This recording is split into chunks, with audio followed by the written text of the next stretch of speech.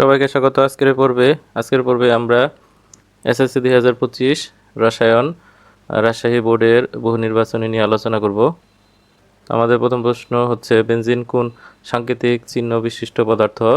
তো benzene, xylene এগুলো হচ্ছে আমাদের স্বাস্থ্য ঝুঁকি সম্পর্কিত পদার্থ। এগুলো গ্রহণ করলে আমাদের স্বল্পমেয়াদী বা দীর্ঘমেয়াদী রোগ হতে পারে। তো স্বাস্থ্য ঝুঁকি বোঝানোর জন্য এখানে মানুষের মধ্যে এই চিহ্নটা ব্যবহার করা হয়ে থাকে। তাই অ্যান্সার হচ্ছে একের ঘ।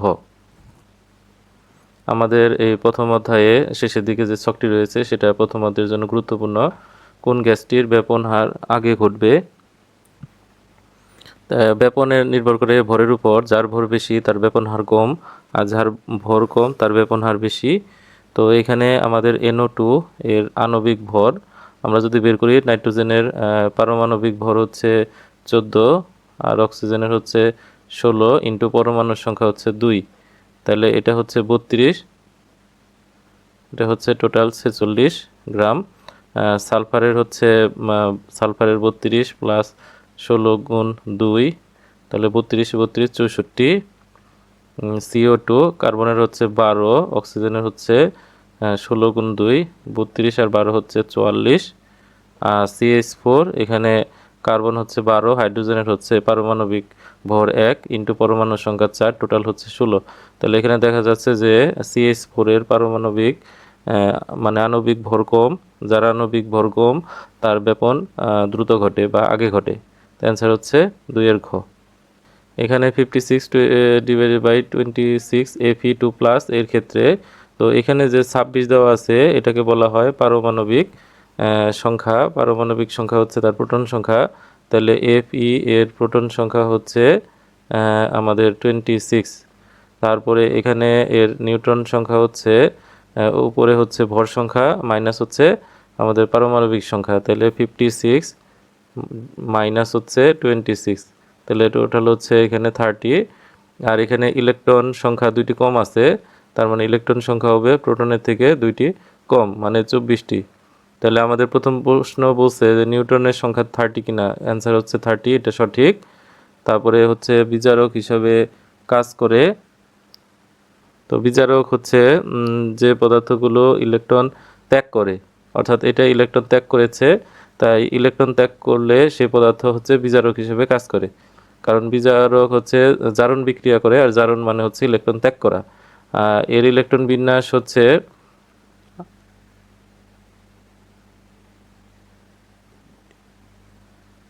তো এই পর্যন্ত হবে, অর্থাৎ আর্গনের ইলেকট্রন বিন্যাসের সাথে এটুকু হবে, কারণ আর্গন হচ্ছে 18 আর এখানে এই D6 যেটা আছে, যেহেতু এখানে দুইটি ইলেকট্রন কমে গেছে তাই এই 4s2 থেকে আমাদের দুইটি ইলেকট্রন অপসারিত হয়ে Fe2 প্লাস আয়ন তৈরি করে, সেহেতু এটুকু হবে না, আমাদের অ্যান্সার হবে এইটুকু। তার মানে এটা হচ্ছে ভুল, তাহলে উত্তর হচ্ছে 1 এবং 2। তো ফসফেট যৌগ মূলকের আধান কোনটি? ফসফেটের সংকেত হচ্ছে PO4,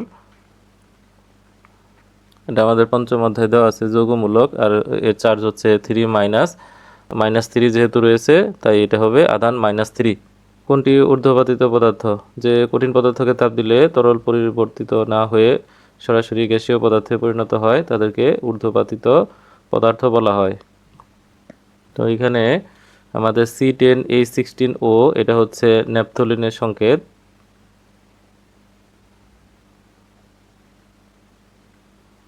তাহলে ন্যাপথলিন হচ্ছে একটি উদয়ী পদার্থ যাকে তাপ দিলে সরাসরি তরল না হয়ে গ্যাসীয় পদার্থে পরিণত হয়। তো ভ্যানাডিয়াম এর M শেলে ইলেকট্রনের সংখ্যা কত? এখন ভ্যানাডিয়ামের যদি আমরা ইলেকট্রন বিন্যাস করি, ভ্যানাডিয়ামের পারমাণবিক সংখ্যা 23, তাহলে এটা হবে 1s2 2s2 2p6 3s2 3p6 3d 4s2। তো আমাদের 4s ইলেকট্রন আগে পূর্ণ হবে, তারপর 3dতে যাবে, তাহলে এখানে 3dতে হবে 3। এখন M হচ্ছে এটা হলো K শেল, এটা হলো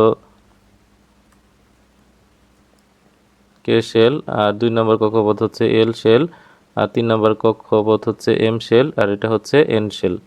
তাহলে M শেলের ইলেকট্রন সংখ্যা হচ্ছে 2 আর 6, তাহলে 2 + 6 + 3 টোটাল হবে 11। তাহলে এখানে ইলেকট্রন সংখ্যা হচ্ছে 11টি।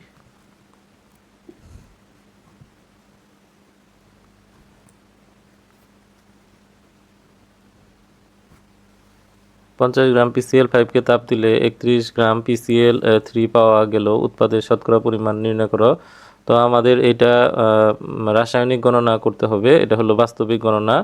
তো PCl5 আমরা এটাকে যদি তাপ দেই তাহলে এটা PCl3 ফসফরাস ট্রাইক্লোরাইড এবং ক্লোরিন গ্যাস উৎপন্ন হবে। তো এখানে P এর পারমাণবিক সংখ্যা হচ্ছে P এর পারমাণবিক ভর 31, ক্লোরিন হচ্ছে 35.5 ইন্টু হচ্ছে 5। তো টোটাল সংখ্যাটা হবে আমাদের 208.5 গ্রাম। তো একইভাবে PCl3 এর আণবিক ভর বের করতে হবে। তো ফসফরাস হলো 31 আর ক্লোরিন হলো 35.5, এগুলো হলো পারমাণবিক ভর ইন্টু 3। তাহলে টোটাল মান হচ্ছে আমাদের 137.5। আর ক্লোরিনের হিসাবটা হচ্ছে যে 35.5 ইন্টু হচ্ছে 2, টোটাল হচ্ছে আমাদের 71 গ্রাম। এখন আমাদের মূলত লাগবে হচ্ছে এটার সাথে এটা, অর্থাৎ এটা রাসায়নিক পরিমাণ যে 208.5 গ্রামকে উত্তপ্ত করলে 137.5 গ্রাম PCl3 পাওয়া যায়। তাহলে আমরা বলবো যে 208 গ্রাম থেকে আমরা পাবো হচ্ছে 137.5 গ্রাম PCl3, এটা PCl3 পাবো। তাহলে 1 গ্রাম থেকে আমাদের পাওয়ার কথা হচ্ছে 137.5 ডিভাইডেড বাই 208.5, এখানে একটা 5 হবে।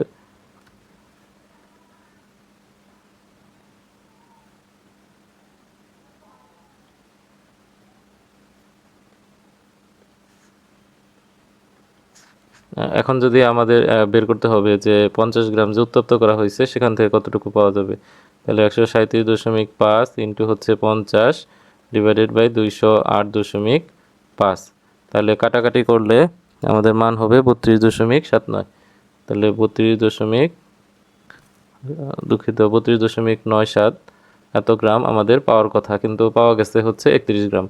তাহলে আমাদের শতকরা পরিমাণ হচ্ছে যে 32 গ্রামের মধ্যে পাওয়া গেছে 31 গ্রাম, একে কত এবং একশোতে কত। তাহলে শতকরা পরিমাণের ক্ষেত্রে উপরে হচ্ছে হাতে পাওয়া পরিমাণ, কারণ ভেজালের কারণে কম পাওয়া যাবে, আর নিচে হচ্ছে রাসায়নিক পরিমাণ ইন্টু হচ্ছে 100%। তাহলে ক্যালকুলেশন করার পরে আমরা পাবো 94.02%। তাহলে এই পরিমাণ আমাদের পাওয়ার কথা, 7 গ।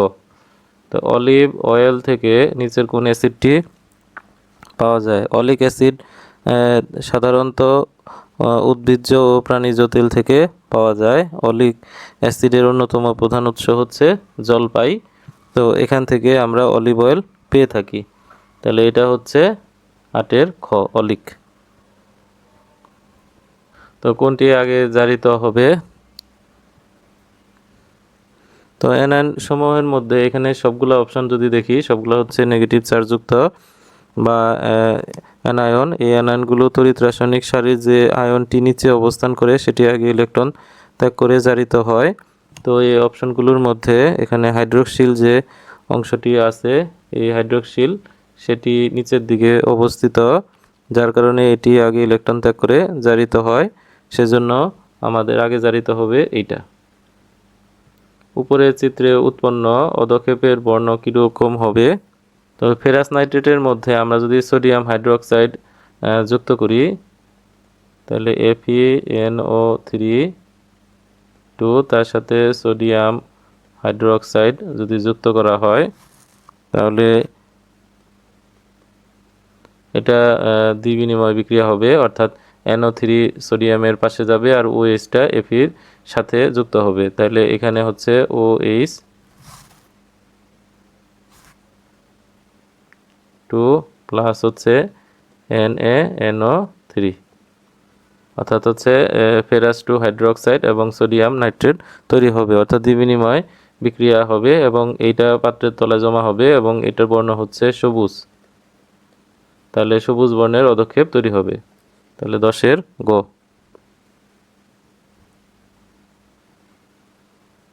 ইলেকট্রন আসক্তির মানের ক্ষেত্রে নিচের কোন ক্রমটি সঠিক? এখন ইলেকট্রন আসক্তি নির্ভর করে পারমাণবিক আকারের বিপরীত। তো এখানে আমাদের 4টি মৌল দেওয়া আছে। তো 4টি মৌলের মধ্যে প্রথমটা হচ্ছে বোরন, কার্বন, তারপরে সিলিকন এবং ফসফরাস। তো বোরনের পারমাণবিক সংখ্যা হচ্ছে 5, তাহলে এটা হবে 1s2 2s2 2p1। তারপরে কার্বনের হচ্ছে 6, তাহলে 1s2 2s2 2p2। তাহলে সিলিকন যাবে, সিলিকন হচ্ছে 14, তাহলে হচ্ছে 1s2 2s2 2p6 3s2 3p, এটা হচ্ছে টোটাল 10 11 12 13 14। হ্যাঁ, তারপর ফসফরাস হচ্ছে 15, তারপর হচ্ছে 1s2 2s2 2p6 3s2 3p3। তো আমরা যদি এখানে আকারের দিক থেকে দেখি, যার আকার যত বড় হবে তার আসক্তির মান তত কম। এখানে সবচেয়ে ছোট হচ্ছে বোরন এবং কার্বন। বোরন হচ্ছে বামে এবং কার্বন হচ্ছে ডানে অবস্থিত। বাম দিক থেকে ডান দিকে গেলে আকার হ্রাস পায়, তাহলে বোরনের থেকে কার্বনের আকার হচ্ছে ছোট। তাহলে আমরা প্রথমে আকার দেখব। হ্যাঁ, সবচেয়ে বড় আকার হচ্ছে এই যে তৃতীয় পর্যায়ের সিলিকন এবং ফসফরাসের মধ্যে। সিলিকন বামে এবং ফসফরাস ডানে অবস্থিত, সেজন্য বাম থেকে ডানে গেলে আকার হ্রাস পায়। তো সিলিকনের আকার হবে ফসফরাসের থেকে বড়। এখন এই দুইটা গেল। এখন প্রথম দুইটার মধ্যে একইভাবে বোরন বামে এবং কার্বন ডানে অবস্থিত, তো বোরন কার্বনের থেকে কিন্তু আকারে বড়, তাহলে boron is greater than carbon. তাহলে এই হচ্ছে আকার। তাহলে আসক্তি হচ্ছে তার বিপরীত। তাই আমাদের হচ্ছে এখানে কার্বন আগে দিব, বোরন তারপরে দিব ফসফরাস, তারপরে দিব সিলিকন। তাহলে সেই হিসেবে উত্তর হচ্ছে 11-এর ঘ। N2O5 যোগে N এর সুপ্ত যোজনী কত? তো সুপ্ত যোজনী হচ্ছে যে সর্বোচ্চ থেকে আমাদের হচ্ছে সক্রিয় যোজনী বাদ দিতে হবে। তাহলে নাইট্রোজেনের সর্বোচ্চ যোজনী হচ্ছে 5, আর এখানে নাইট্রোজেনে যে যোজনী ব্যবহার করা হয়েছে সেটা হচ্ছে 5, যা অক্সিজেনের নিচে অবস্থিত। তাহলে অ্যাক্টিভ হচ্ছে 5, তো বিয়োগ করলে মান হচ্ছে 0, তাহলে উত্তর হচ্ছে 0।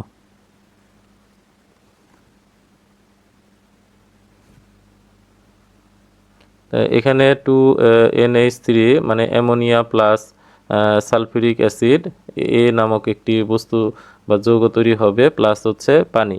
তো এখানে বিক্রিয়াটি সম্পূর্ণ করতে গেলে আমাদের এ হবে অ্যামোনিয়াম সালফেট NH4SO4। অ্যামোনিয়ামের যোজনী 1, সালফেটের 2, সালফেটের 2 যাবে অ্যামোনিয়ার নিচে, আর NH4 এর যোজনী হচ্ছে 1, যা সালফারের পাশে লিখতে হবে না। তাই অ্যামোনিয়াম সালফেট। এই অ্যামোনিয়াম সালফেটের আণবিক ভর 132 কিনা। এখানে আমাদের নাইট্রোজেন হচ্ছে পারমাণবিক ভর হচ্ছে 14, হাইড্রোজেনের হচ্ছে 1 × 4, তারপরে টোটালটাকে 2 দিয়ে গুণ করতে হবে, প্লাস সালফারের হচ্ছে 32, প্লাস অক্সিজেনের 16 × 4। তাহলে আমাদের এটা হচ্ছে 4, আর এটা 18, 18 দুগুণ হচ্ছে 36, প্লাস হচ্ছে 32, প্লাস এটা হচ্ছে 64। তাহলে 6 4 10, 12 2, হাতের হলো 1, 6 আর 3 9 10 13, তাহলে 132। তার মানে এটা সঠিক। তো অ্যামোনিয়া হতে মানে অ্যামোনিয়াম সালফেট হতে উদ্ভিদ নাইট্রোজেন ও সালফার গ্রহণ করে, তো এটা হচ্ছে সঠিক। এগুলা আমাদের ওই দেওয়া আছে 12 অধ্যায়ের শেষের দিকে সার অংশের মধ্যে। মাটিতে ব্যবহার হয় যখন মাটির pH এর মান 7-এর উপরে থাকে। 7 হচ্ছে নিরপেক্ষ, এর উপরে থাকলে সেটা হচ্ছে ক্ষারীয়, অর্থাৎ এটা অম্লীয় করার ক্ষেত্রে বা প্রশমিত করার ক্ষেত্রে ব্যবহার করা হয়ে থাকে। তাহলে এখানে অপশনগুলো সবগুলাই সঠিক, উত্তর হচ্ছে 13-এর ঘ। ট্রিটিয়ামের নিউট্রন সংখ্যা কত? আমরা জানি যে হাইড্রোজেনের টোটাল আইসোটোপ হচ্ছে 7টি, যার মধ্যে 3টি প্রকৃতিতে পাওয়া যায়। তাহলে 1 ভর বিশিষ্ট যে হাইড্রোজেন সেটাকে বলা হয় প্রোটিয়াম, 2 ভর বিশিষ্ট হাইড্রোজেনকে ডিউটেরিয়াম, আর 3 ভর বিশিষ্ট হাইড্রোজেনকে বলা হয় ট্রিটিয়াম। তো এখানে আমাদের ভর সংখ্যা হচ্ছে 3। ভর সংখ্যার মধ্যে প্রোটন সংখ্যা প্লাস নিউট্রন সংখ্যা যোগফল বোঝায়, আর 1 হচ্ছে শুধু প্রোটন সংখ্যা। তাহলে এখানে নিউটন সংখ্যা হচ্ছে 3 থেকে নিচের 1 বাদ, অর্থাৎ 2টি, অর্থাৎ নিউটন সংখ্যা হচ্ছে 2টি। 14 এর গো। নিচের কোন যৌগে সালফারের জারণ মান হচ্ছে +4? তো এখানে এই সালফারের জারণ মান হচ্ছে +6, এটাতে জারণ মান হচ্ছে +4, এটাতে হচ্ছে +6, আর এটাতে হচ্ছে +2। তাহলে আমাদের বলছে হচ্ছে +4, অ্যান্সার হচ্ছে 15 এর খ। তো জারণ মান নির্ণয় করার জন্য আমরা যেটা ধরি, সালফারের জারণ মানটাকে আমরা ধরে নিব কত, এক্স। এস এর জারণ মান হচ্ছে এক্স, তাহলে এইচ এর জারণ মান হচ্ছে জানা থাকতে হবে +1, আর অক্সিজেনের জারণ মান হচ্ছে -2। তো এইটা যেহেতু টোটালটা একটা নিরপেক্ষ যৌগ, সেজন্য নিরপেক্ষ যৌগে জারণ মান হবে 0। তাহলে হাইড্রোজেনের জারণ মান হচ্ছে +1 ইন্টু পরমাণুর সংখ্যা প্লাস সালফারের জারণ মান ইন্টু পরমাণুর সংখ্যা 1, অক্সিজেনের জারণ মান -2 ইন্টু পরমাণুর সংখ্যা হচ্ছে 3, আর টোটাল জারণ মান হচ্ছে 0। তাহলে এটা হচ্ছে +2 + x - 6 = হচ্ছে 0। তাহলে x - 4 = 0, x +4। এভাবে জারণ মান বের করতে হবে। তো এখানে একটি যৌগ এ এর মধ্যে কার্বন, হাইড্রোজেন এবং অক্সিজেনের পরিমাণ দেওয়া আছে, পার্সেন্টেজ আকারে দেওয়া আছে। এর আণবিক ভর হচ্ছে 60। যৌগটিতে সালফিউরিক অ্যাসিড এবং পটাশিয়াম পারম্যাঙ্গানেট দ্বারা জারিত করলে শেষ ধাপে বি যৌগ তৈরি হয়। তাহলে এই যৌগটির নাম কি? তাহলে এখানে কার্বন, হাইড্রোজেন এবং অক্সিজেন আছে। তো আমাদের প্রথমে কি করতে হবে, যে কার্বন বের করার জন্য এর শতকরা পরিমাণকে নিজ নিজ পারমাণবিক সংখ্যা দ্বারা পারমাণবিক ভর দ্বারা ভাগ করতে হবে। তাহলে কার্বনের পরিমাণ পাওয়া গেল 5, হাইড্রোজেন আমরা যদি করি তাহলে শতকরা পরিমাণকে তার পারমাণবিক ভর দ্বারা ভাগ করতে হবে 13.33। অক্সিজেন এটা হচ্ছে 26.67, পারমাণবিক ভর হচ্ছে 16, এই 16 দ্বারা ভাগ করতে হবে।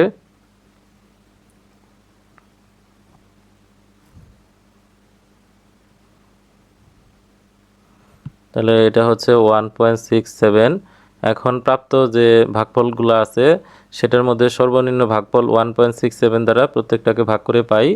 তাহলে প্রাপ্ত ভাগফল 5 আর সর্বনিম্ন ভাগফল 1.67, এটা দ্বারা আমাদের ভাগ করতে হবে। তাহলে 5 ভাগ 1.67 যা প্রায় 2.99, এটা হচ্ছে 3-এর কাছাকাছি।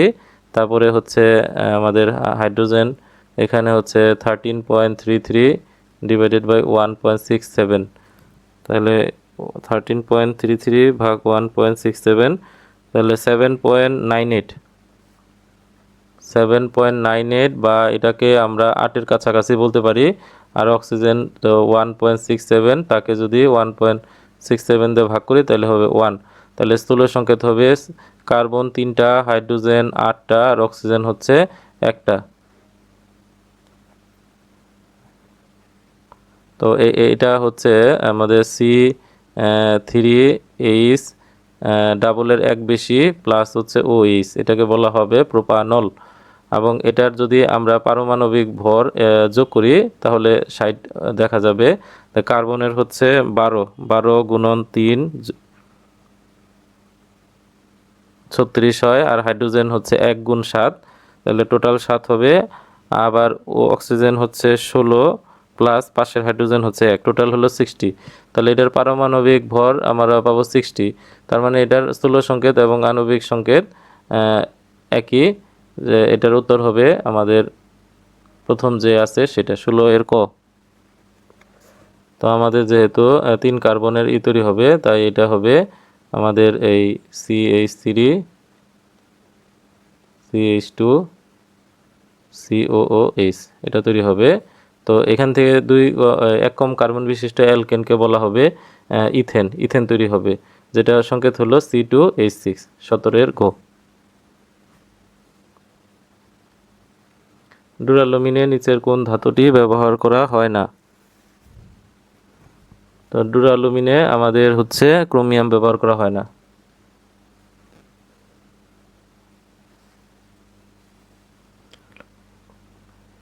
তো এটা আমাদের পাঠ্য বইয়ে 249 পৃষ্ঠায় দেওয়া আছে। তো সুপার হিটেড ওয়াটারের সর্বোচ্চ তাপমাত্রা কত? এটা হচ্ছে 374 ডিগ্রি সেলসিয়াস। কোনটি কোন যৌগের সাহায্যে পানির স্থায়ী ক্ষারতা দূর করা যায় সেটা হচ্ছে সোডিয়াম কার্বনেট।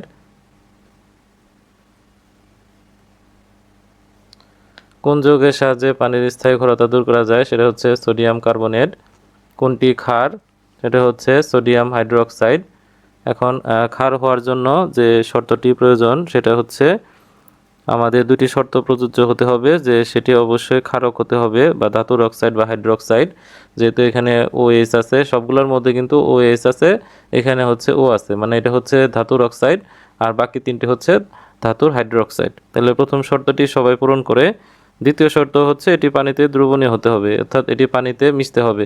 তো সোডিয়াম হাইড্রোক্সাইড পানিতে পুরোপুরিভাবে মিশে যায়, কিন্তু বাকিগুলো হচ্ছে মিশে না, যার কারণে এদেরকে ক্ষার বলা যায় না। তো অপশন হচ্ছে খ। ফটোকেমিক্যাল ধোঁয়া তৈরিতে নিচের কোন উপাদানটি দায়ী নয় সেটা হচ্ছে সালফার ডাই অক্সাইড।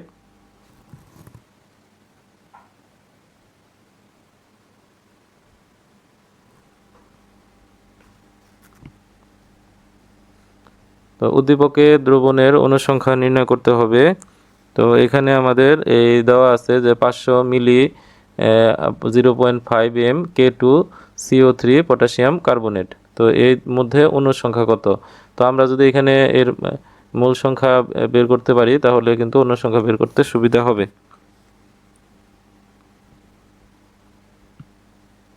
তাহলে এখানে আমাদের গ্রাম বের করলেও কিন্তু হয় W সমান SVM/1000। তাহলে আমরা এখানে W বের করতে পারি।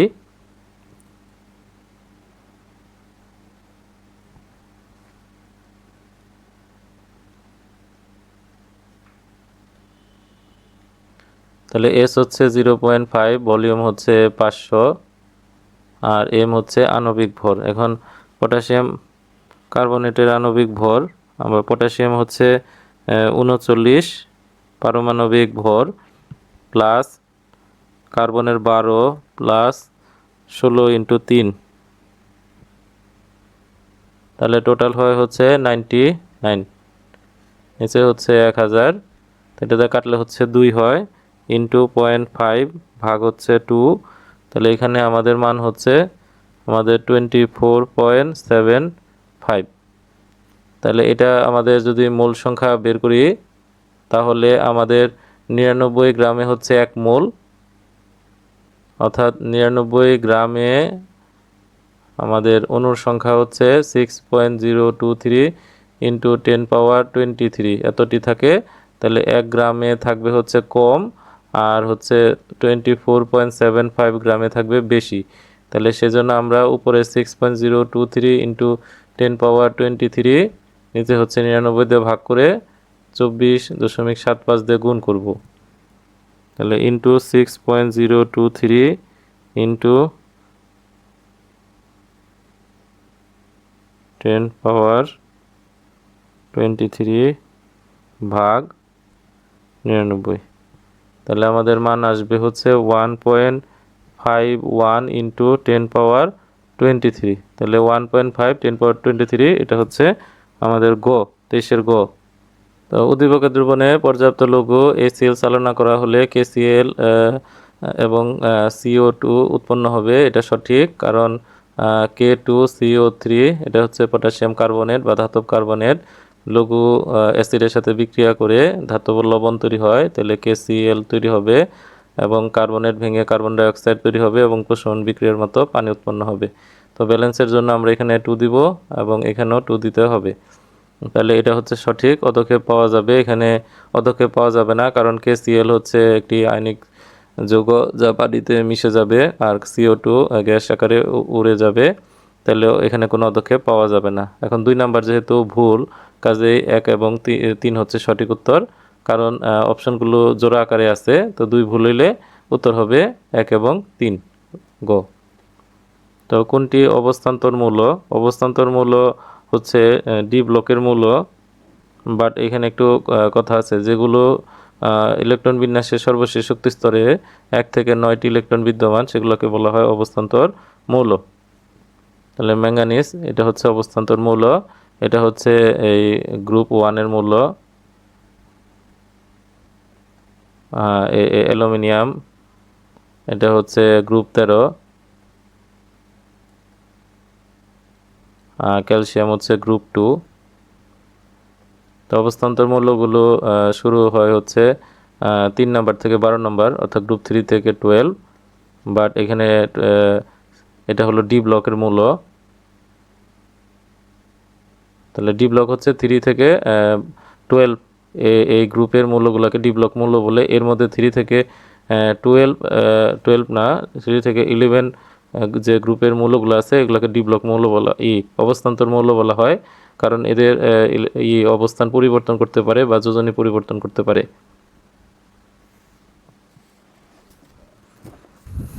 সবাইকে ধন্যবাদ।